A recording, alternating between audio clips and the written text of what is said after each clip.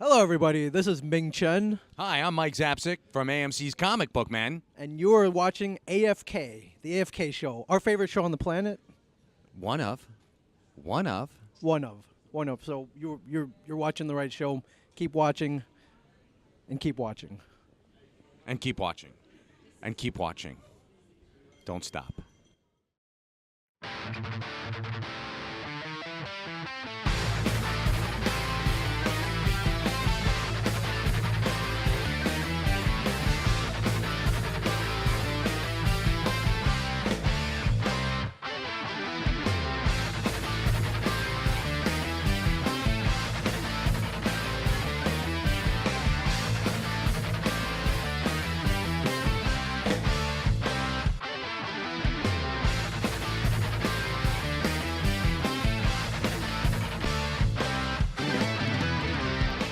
Good morning.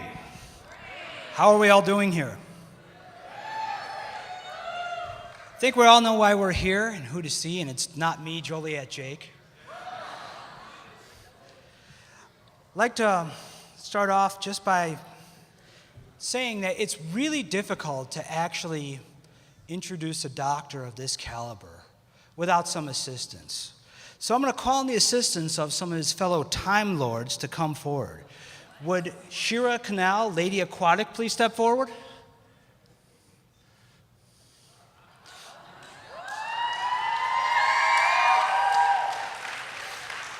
Would Salvas Hakar, the Lord Mechanic, please step forward?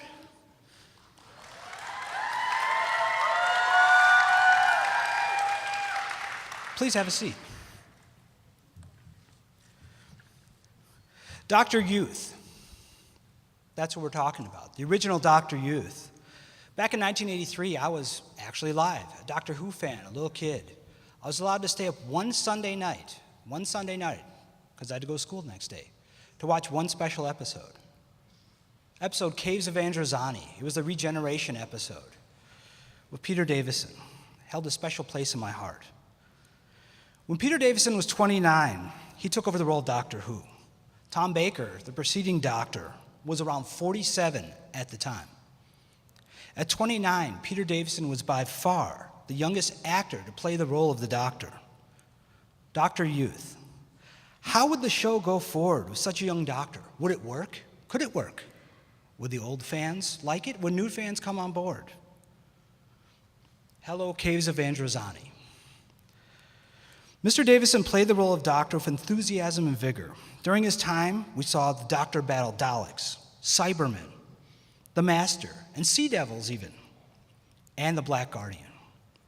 We also saw the 5 Doctors work together to storm the Tower of Rassilon. It was great enthusiasm that I would like to introduce Mr. Peter Davison to speak with you today. Mr. Peter Davison, everyone.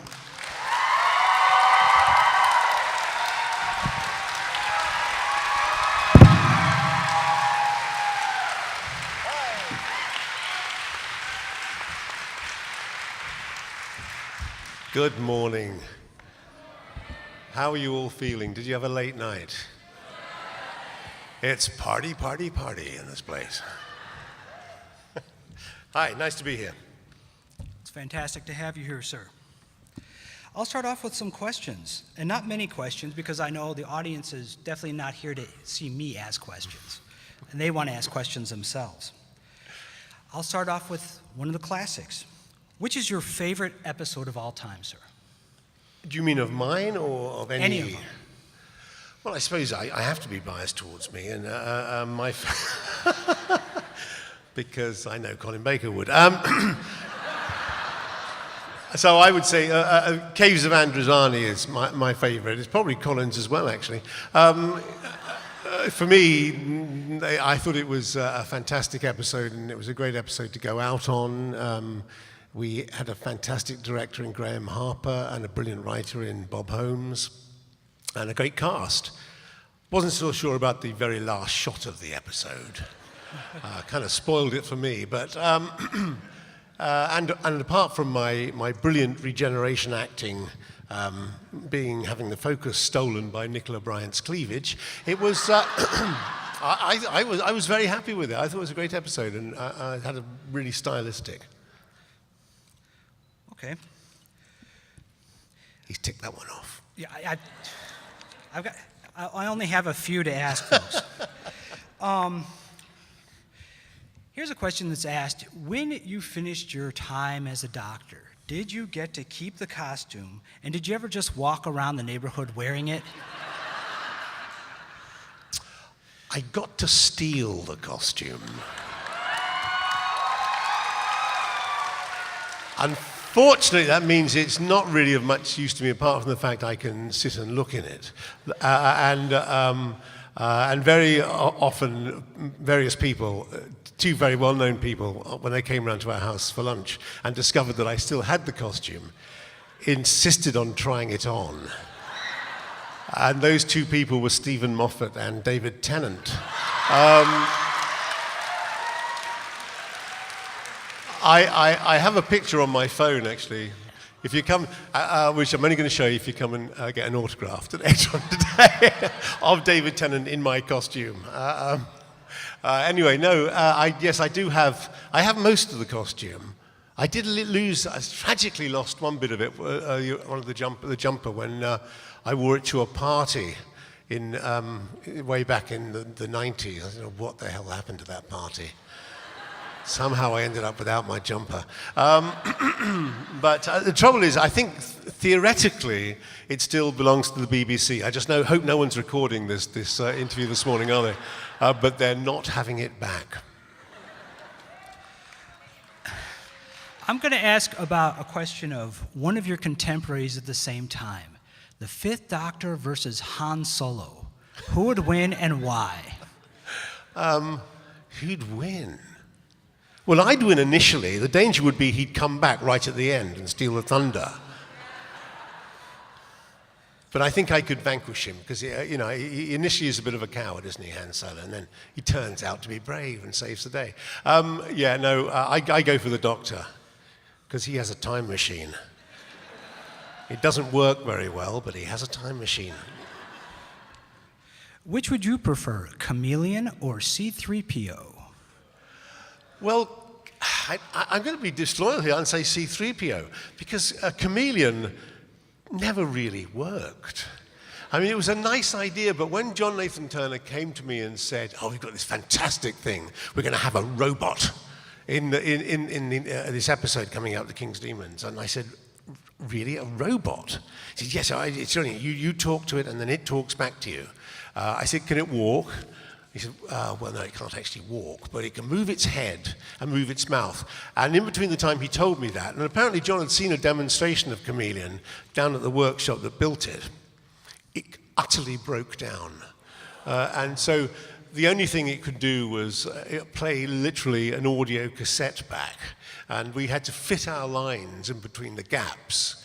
And if we weren't quick enough, it would start replying to our line, our questions before we finished them. And in the end, I think at the end of the episode, they decided to vanquish Chameleon to one of the back rooms of the TARDIS. And then I remember saying, are we just going to leave it in the back room of the TARDIS and never mention it again? So I think then it was completely got rid of. It wasn't an enormous success. It was in those days, really, when you shouldn't try and have a mechanical robot. You really should stick to people dressed up as robots. They work much better. And it provides work for hard-up actors. As you know, we talked before, I'm an attorney, and I need to ask you a nice convoluted question. How is it being both the doctor, the doctor's father-in-law, and having a doctor's daughter at the same time, and a grandchild, too? It's it's very confusing. There was a wonderful moment at the wedding where I was obviously giving the father of the bride speech. And, I obviously brought this up, the fact that my daughter was marrying the 10th Doctor. I was the 5th Doctor. So, in fact, her father was a doctor, her husband was a doctor. But then again, we're the same person. So it got to the point where I was about to say that she'd actually married me. And I thought it was best that I stop. It can get confusing at times. It's very nice, though. I always put it down to the fact that, David, he's a fantastic guy, and he's really, really nice, and he's not sort of arrogant at all about the fact that he was playing the Doctor, and he found it very difficult, I think, when he sort of, had girlfriends. They were always slightly intimidated by him. Until he met Georgia, who really wasn't intimidated by him at all. So, well, my dad's the Doctor. Why are you so special? So I think that kind of appealed. I think that kind of appealed to him, and was very refreshing. I'm lucky enough to actually have a prop in front of me. That's good, actually. Actually, good likeness of me. I can't take any credit for it. It was presented to me this morning, but for people in the audience, I can ask this: was your outfit by choice, or what input did you provide in making the outfit? Well, I provided the idea. It wasn't my design by any means. John Nathan Turner said to me, what we need is something younger and eccentric. And I thought that cricket pretty much fitted the bill, being a sporty game and a very eccentric game. I've tried to explain it to Americans, and one person goes in until they're out, then they come in, and then another person goes out until they're out, then they come in. It's very complex, but a wonderful game. I still have no idea what's going on in a baseball game. And people complained about cricket, but it seems to me that in a baseball game, you miss the ball 90% of the time. Or you hit it over your head and it goes on a foul ball or something. Anyway, it's a great game, but what I'm saying is, if it's your game, your sort of country's game, you love it. You love it even when nothing's really happening. And that's the great thing about cricket. You can just sit there and watch it and really nothing happens, but it's fascinating. Anyway, so I thought it would be a good costume to have my character based on. But I would have preferred, to be honest with you, the idea that the Doctor goes into his little wardrobe where all the odds and ends of outfits are and just picks things off the shelf, off the peg, and puts them on. But John wanted very much a designed outfit. It was probably a bit too designed for me, but I was very happy and it was very comfortable. And it's the most brilliant thing about playing Doctor Who is you never have to change costume. I'm very lazy. You can just walk around from episode to episode in exactly the same outfit. This kind of ties into an earlier question. What are your thoughts on the new series? And do you think there might be a reality series called The Doctor's Family? Funnily enough, David and Georgia were around our house the other day, and I actually suggested that to them. I said, because I was listening to them, because it was like Georgia would be announcing things to us. Like, oh, this is going to happen, we're doing this. And then David would be going, no, we're not, are we? Are we doing that? So yeah, we're going on holiday on the 23rd of August. Aren't we going in November? I said, no, we're going. So I said, you really ought to have a reality camera crew around your house. Of course, they're the most unlikeliest family to have that, because they're actually very, very private, and they just like to, live a very ordinary day-to-day life. But the idea of, a Doctor Who reality program is kind of interesting, isn't it? Sadly, you're never going to see it. Maybe sometime. Did you ever feel, we're back to you now, did you ever feel crowded in the TARDIS with Nyssa and Adric and Tegan, all full-grown adults, wandering around with you throughout time and space? Yeah, I thought actually, I think maybe 3 is maybe one too many, which is maybe why we lost one of them along the way. No, it was not my fault. And it's never my fault, quite right. And the method of departure was not my idea. Though I have to admit, I thought it was a rather good one. Only because, it was, I know it was quite traumatic, and I appreciate that now. At the time, it seemed like a very good way of suddenly bringing the program, very much down to earth and showing that bad things can happen. I didn't realize how much I'd traumatized people until many years later, when the new series had come back and there was a story with Rose, and it was rumored over in Britain that she was going to die. Her character was going to die. In fact, I think actually the episode may have been called something like The Death of Rose. I can't quite remember. But it was in the papers, Rose is going to die. And my children who were then, I suppose, about 5 and 7 or something like that, were desperately in love with Rose. So I sent an email to Russell T. Davis, who was the producer of the show, and said, please, could you tell me if Rose dies in the next week's episode, because I can't let my children watch if that's the case. Of course, Russell, who brought the series back and had grown up watching Doctor Who, he sent me back a very curt email which just said, "You killed Adric, what do you care?"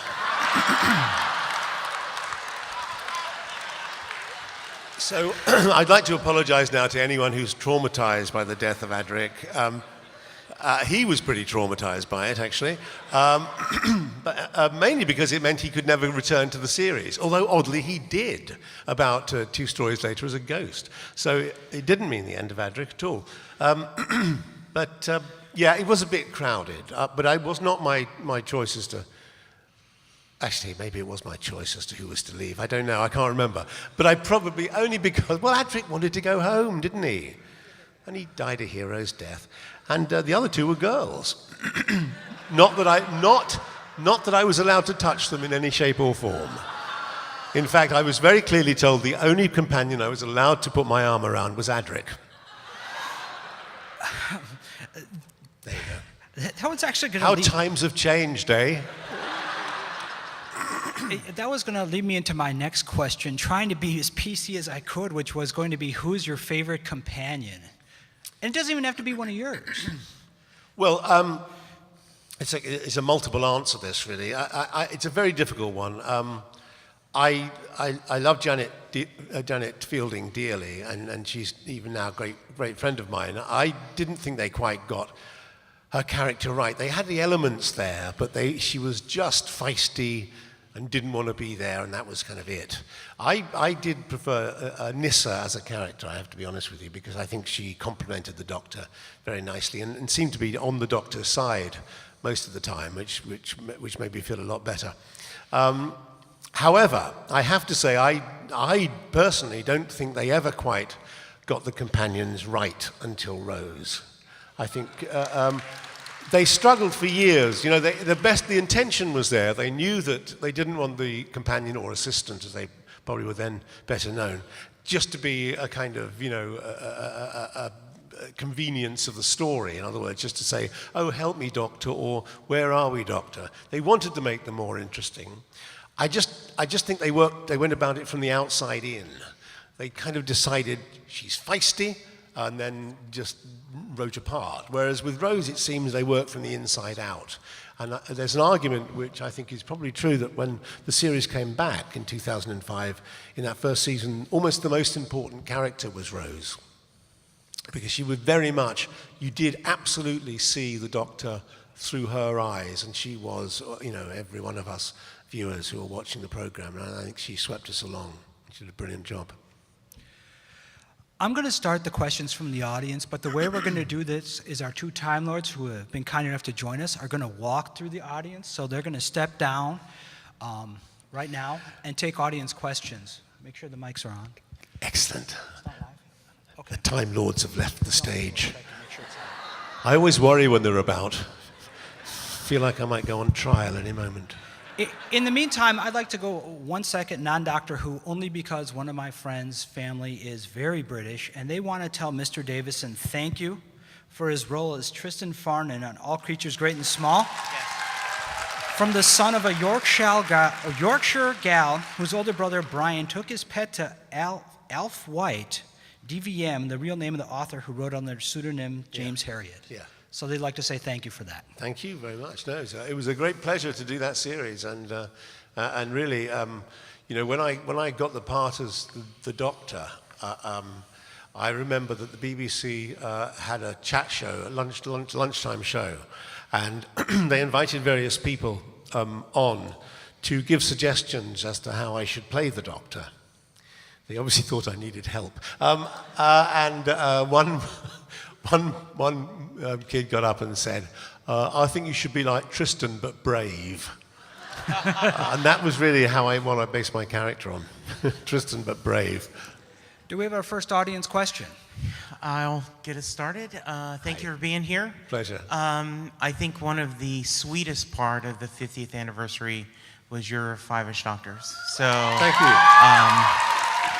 very disappointed that it wasn't on the anniversary DVD or Blu-ray. I just would have loved to have seen it.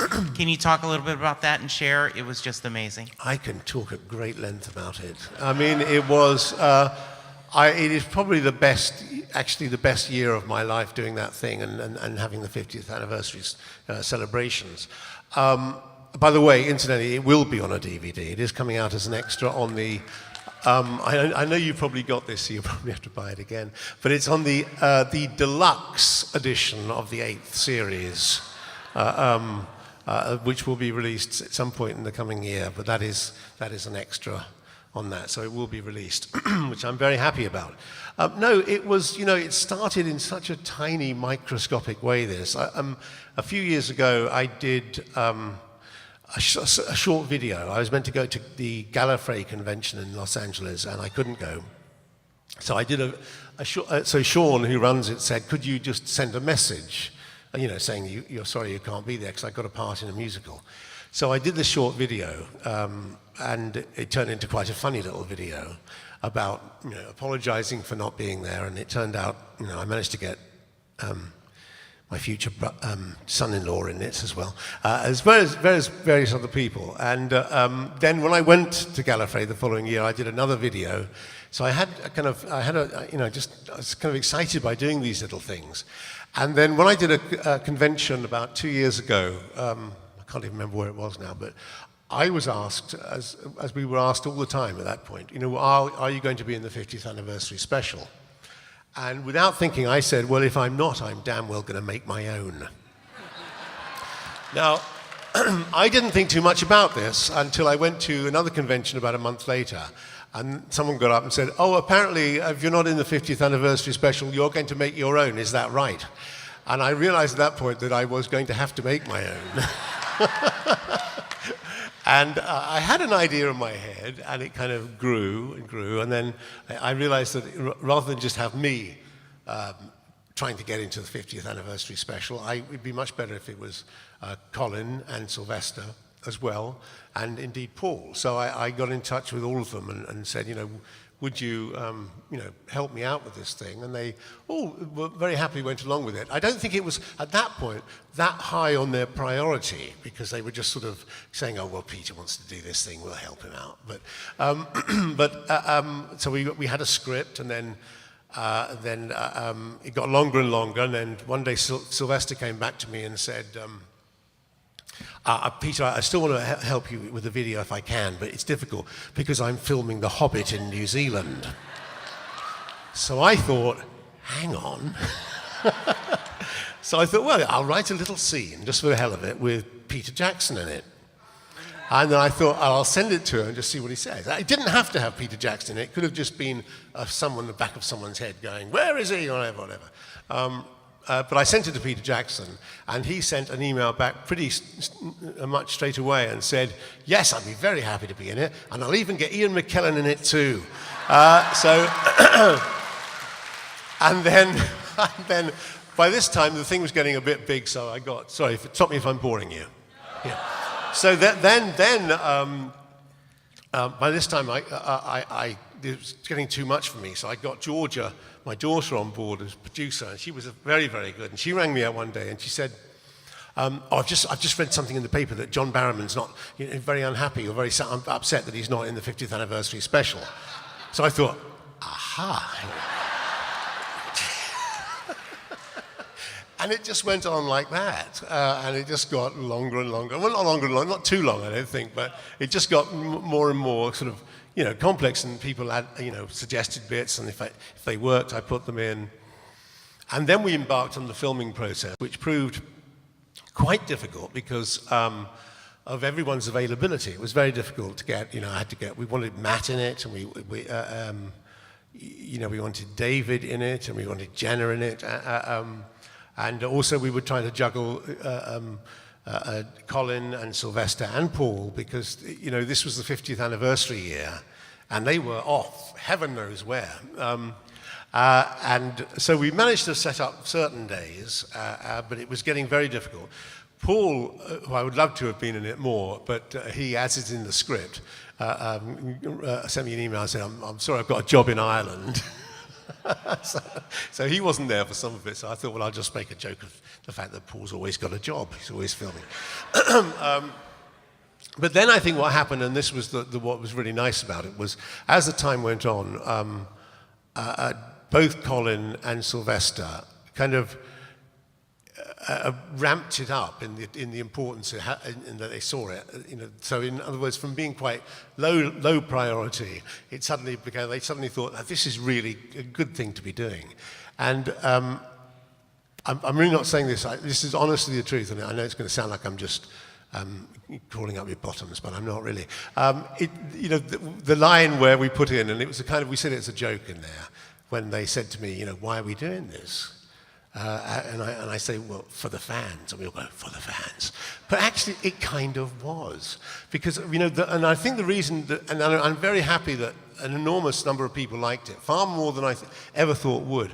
But the reality of it was, we made it for the people who wanted to see us in the 50th anniversary and weren't going to do it.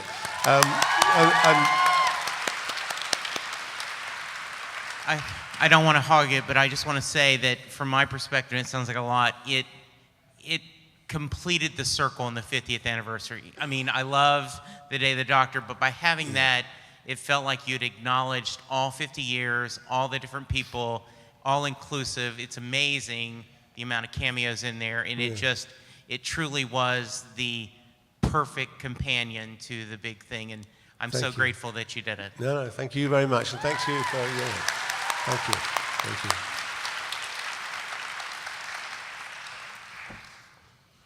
Hello, Peter. Hi. This kind of goes with what he said. I honestly love the Five Doctors. I think you're a comedy genius. What would you feel if the BBC and their great wisdom would get you as a writer on this show? What would you do? I mean, I just don't know. I think it's pretty unlikely, I have to say, unless I anonymously wrote a brilliant script and sent it to them. But I don't know.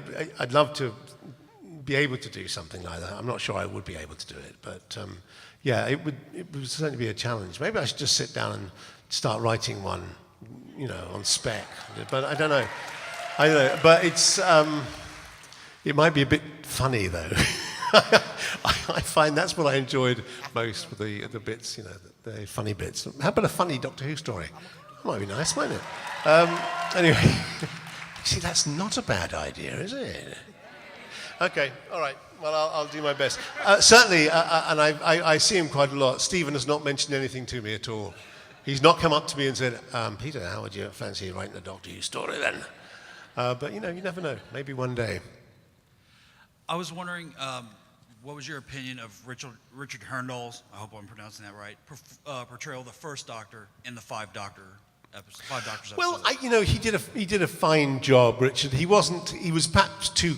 I was brought up on William Hartnell and Patrick Troughton, so and I wouldn't be critical of Richard at all. But he wasn't really irascible. He tried his best, but he was just such a nice man, Richard Hurndall. I don't think he quite got the sort of rather acerbic quality of William Hartnell, which was kind of very important, even though you couldn't imagine why it would be to impressionable young kids. But we sort of loved that sort of grumpy sort of grandfather figure. But no, I thought he did a fine job. Thank you. Good day. Some of my favorite episodes involved the Master, and I was wondering, what was it like to work with Anthony Ainley? He was enormous fun. I mean, he took the role very, very seriously and loved it. I don't know how indiscreet I can be, really. Oh, go ahead. Well, the main problem with Anthony was that he wore this toupee. And he was it was a very odd thing because it was a sort of theatrical toupee. I don't quite know why he insisted on wearing it. But it caused great problems in the making of Doctor Who, because I shouldn't be saying this, should I? But I loved him dearly, but I've almost felt like one point saying, look, Anthony, it's fine, because he had to wear a completely different wig as the master. And sometimes he'd insist on wearing the wig over the toupee, which really just did not work. And it sometimes caused a bit of problems. And the other thing I loved about him was playing the most evil man in the universe. He was the biggest coward in the world. There was a scene in The Five Doctors where I think the Cybermen had to attack us and had to blow up a rock near us. We were both standing there, and special effects, as usual, said to us, look, it's just going to be a little puff of smoke. Nothing more, don't worry, a little puff of smoke. Well, if the BBC special effects say to you it's going to be a puff of smoke, you know it's going to be an enormous explosion. And there was an enormously loud bang, and I sort of turned and flinched, and I turned back, and Anthony Ainley had run away. He'd just run away and hidden behind a rock. So there was something deeply ironic about the most evil man in the universe being a big fat coward. But he was great. He was very, very nice, and would tell wonderfully theatrical stories to us to keep us occupied during rehearsal days. Yeah. Hi, Peter. Hi. I had a question about, I read a couple years ago that somebody broke into your vehicle and stole the camcorder. Yes. And it contained your son's birth, and you actually tracked it down. Is that true? Yeah, well, yes. What happened was, it was on the day this was the article that appeared in the newspaper. What in fact happened was I'd taken my video camera up to the hospital. My son had been born that day, to film the newborn babe, and discovered when I got there that the battery was flat. So actually there was nothing of my child on the camera at all, but I left it on the back seat of my car foolishly. I came back home, parked the car outside, and then I went inside and I heard this sort of bang and then somebody shout. So I went outside to see what was going on. And the woman across the road said, he broke into your car, he went that way. So I jumped into my car. I am not a hero, let me just say. I'm not a brave person at all. So I drove around a circuitous route where he was running and almost managed to catch him. In a place called Belsize Park. So I jumped out of the car, left the door swinging open, and I chased him up this road. No clue what I was going to do if I caught him. I never thought I was going to catch him. I mean, he was young and very fast. And he made the mistake of turning down a cul-de-sac, which basically is a no-entry road. So suddenly I found myself, when he realized he couldn't get out, coming face to face with this guy. I don't know who was more surprised, him or me, that I caught him. So I said to him, did you steal my camcorder? And he said, get away from me. Which I thought is not really what you'd say if you haven't stolen a camcorder. So then I said, okay, I said, okay, let me have it back. So he tried to get past me and I grabbed him. And this is the thing that goes through my head, I just don't know what I was thinking. He said to me, get away from me, I've got a knife. Now, he had quite a big jacket on with long sleeves, so he could easily have had a knife. And then he started going like that, at me like that. Now, you'd think this would be terrifying, but I remember thinking, when he did this, he made a noise. He went, shh, shh. And I remember thinking, do you make the noise of a knife if you actually have a knife? So I came to the conclusion in an instant, no, I think he's faking it. So I sort of jumped on him and sat on him for about half an hour until the police arrived and took him away. So it came over as if it was a very brave thing to do, but it was, in a way, it was completely stupid. And it was only the fact, if he hadn't made the noise of a knife, shh, shh, shh, it's a bit like, like psycho noise. Like, I mean, Alfred Hitchcock, You'd obviously watched Alfred Hitchcock. You'd obviously watched. Shh, shh. Anyway, unfortunately, in the sitting on him, I did manage to break my camcorder. But as I say, fortunately, there was no film of my son on it anyway. But when I told the newspapers somehow got hold of it, and when they said, had you been up to the hospital? I did tell them that I went up to the hospital to film my son, but the battery was flat. But they didn't print that. They thought it was more dramatic if they said, Peter Davison rescues camcorder of newly born son. Anyway, it was interesting. Before I take the next question, do you think if you would have told the thief that you were the doctor, he would have handed it to you immediately? Well, you know, I think he did know who I was, at least, at some point, because he said to me, it was odd, when I was sitting on him, he went from, through all sorts of kind of emotions, from get off me, I'm going to kill you, to please don't tell my mum. And then he did say something about I know what it was. When the newspaper rang up, what happened was when the police had put him in the cell, you know they have stringers in police stations, and the reason the press found out about it was the fact that when he was in the cell, he'd been calling out, you only locked me up because I stole the doctor's camera. As if it would have been fine if it was anyone else's camera he'd broken into. So then one of the policemen rang up a stringer from the Sun and said, I think we've got someone who stole a Doctor Who's camera. And that's how I got in the newspapers. But it was very exciting. I got interviewed by a television company, came around the next day, and then they interviewed me for a very short time outside my house. And then they had a whole bit where the woman walked around the bit where it happened. And he said, it was down this cul-de-sac. It's the most bizarre thing. For a moment, I was really, really famous for the right reasons. Okay. Oh, what's that? I'm just telling you time. Oh, you're just telling me the time. It's apparently 11:40. All right, another question. Yes, sir. Hello. Hi, I'm here. Hi. May I ask two questions? One should be short. Okay. But the first one is, there was an episode where you and David Tennant were on the TARDIS. What? Sorry. Right. Oh, I'm sorry. You couldn't hear me? I couldn't quite hear you. Sorry. Okay. There was an episode where you and David Tennant were on the TARDIS. And David Tennant is telling you, basically, that, you were his doctor. Yes. And I wanted to know what was going through your mind. Well, it was this time crash you're talking about, which is a thing for children in need. And Stephen Moffat just came to me one day and said, would you do a short film for children in need, which is a charity night.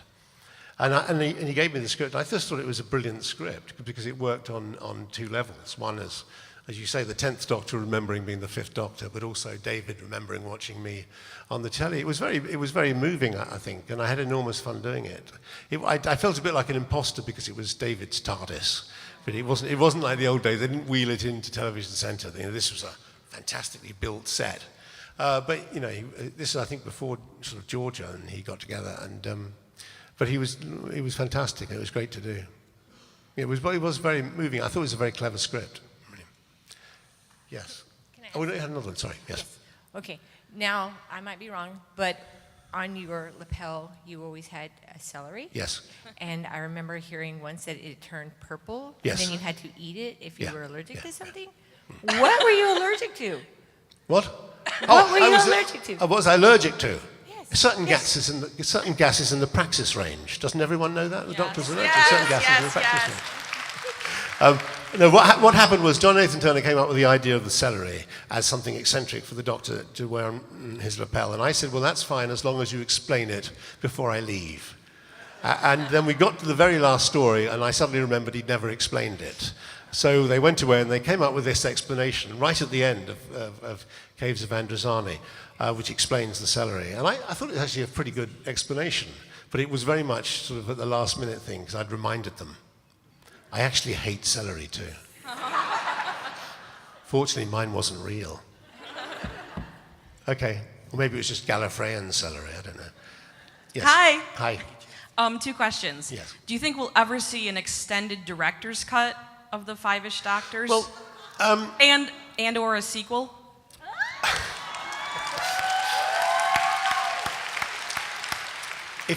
All I'd say about that is if I come up with a good enough idea, I'd love to do a sequel, but I just have to come up with a good enough idea.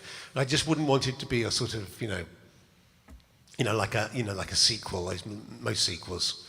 I'd like it to be Godfather 2 rather than, Jaws 2 wasn't whatever it was, something like that. Anyway,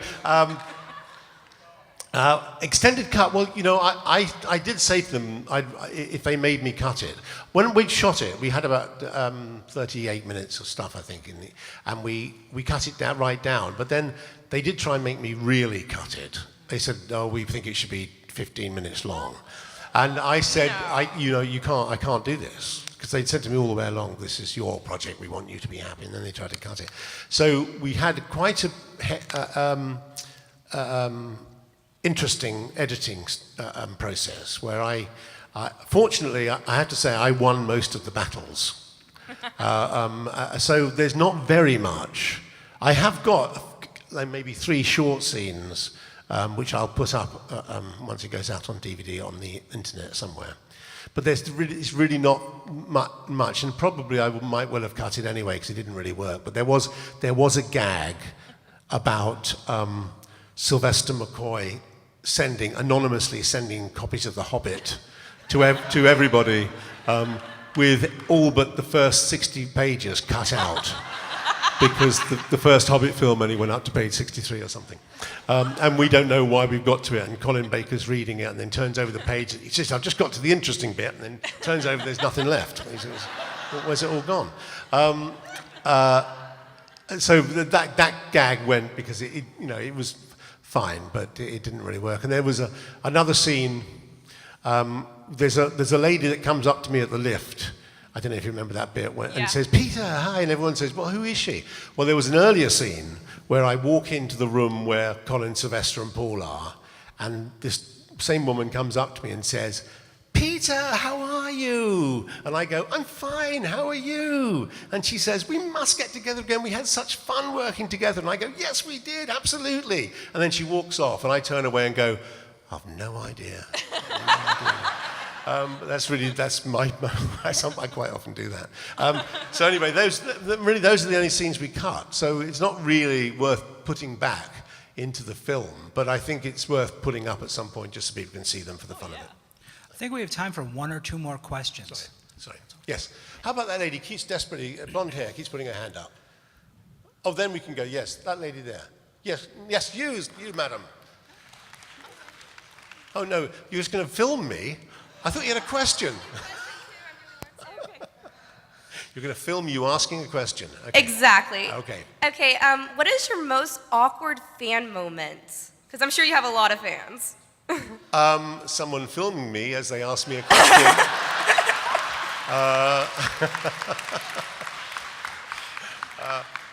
No, I suppose if I'm honest with you, and this is, as I said just now, I'm not awfully good at remembering faces, and some of you, and I know I've got no excuse for this, but some of you will come up to me sometime, or fans will come up to me and say, "Hi, how are you?" And I'll go, "Yeah, we met before." And I go, "Yeah, where was that?" And they'll go, "Oh, it was 1983." and I can't, so it's. Sorry. I apologize for doing that Friday. No, it's my fault. It's my problem. Some people are very good. Georgia can remember people. Well, she's not that old, is she? So it wouldn't be a problem for her. But she's very good at sort of going, "Oh, how?" And she'll know people's names, people she's met years ago. I have trouble with actors I've worked with last week, to be honest with you. So I apologize if sometimes I don't remember if I've met you before. But I read somewhere it's got a very complex. There's a condition which is a sign of a genius. So I clung on to that when I read this in a newspaper. The inability to remember faces can be an indicator of genius. Sadly, it's probably not true in my case, but I'm clinging on to it desperately. Yes. Okay. Colin has read the Ring of Vatican speech. Sylvester's done Pandora Open. I got Paul to do Day of the Doctor yesterday. You're the only one of the boy band who hasn't read something from the new series. And I have in my hand the speech from The Big Bang. Could you please read it for us?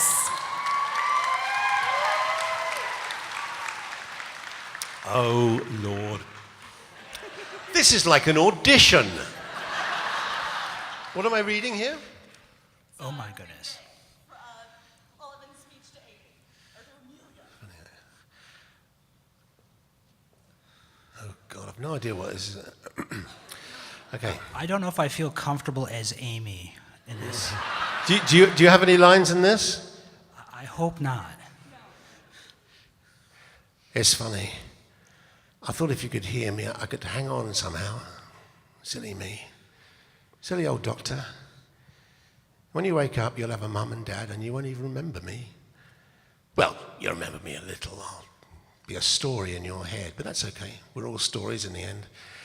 Just make it a good one, eh? Because it was, you know. It was the best. Daft old man who stole a magic box and ran away. Did I ever tell you I stole it? Well, I borrowed it. I was always going to take it back. Oh, that box, Amy, you'll dream about that box. It'll never leave you. Big and little at the same time, brand new and ancient, and the bluest blue ever. And the times we had, eh? Would have had. Never had. In your dreams, I'll still be there. The Doctor and Amy Pond. And the days that never came. The cracks are closing. Well, they can't close properly till I'm on the other side. I don't belong here anymore. I think I'll skip the rest of the rewind. I hate repeats. Live well. Love, Rory. Bye-bye, Pond. That's it. Come on. Ladies and Oh, gentlemen, I got the part. I believe that's all we have time for today. Yeah, it's at that time. One quick question we can do probably. Oh, then we go until 12. I was told 11:50 we need to cut off because there are people coming in here. 5 more minutes? 5 more minutes, We've okay. been granted 5 more minutes. Okay, Thank you. quick questions. Who's got quick questions? Let's go.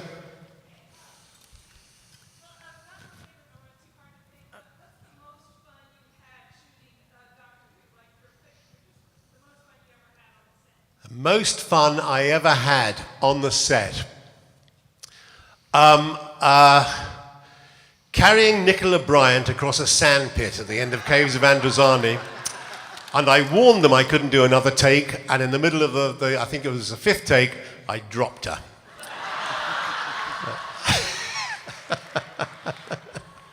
It's kind of fun. Okay, come on, yes, question. Who's under the sheets? Us. Next question. Yes. I want to thank you for coming to come see us.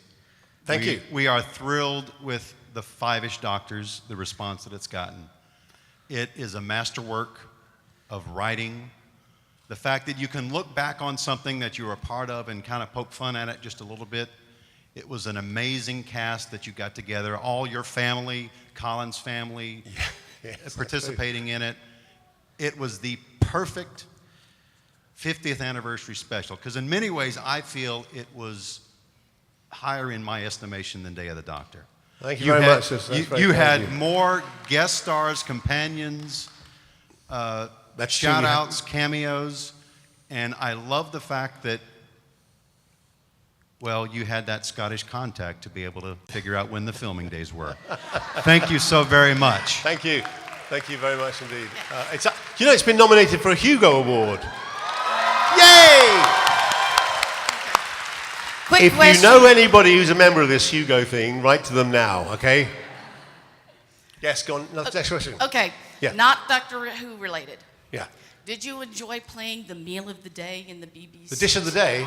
Yeah, I loved the dish it, of yes. the day. I was a big fan of the radio series. I listened to it, and it was a great honor to be involved in it in some way. So yes, I did. Yes. Next question. Yes. Yes.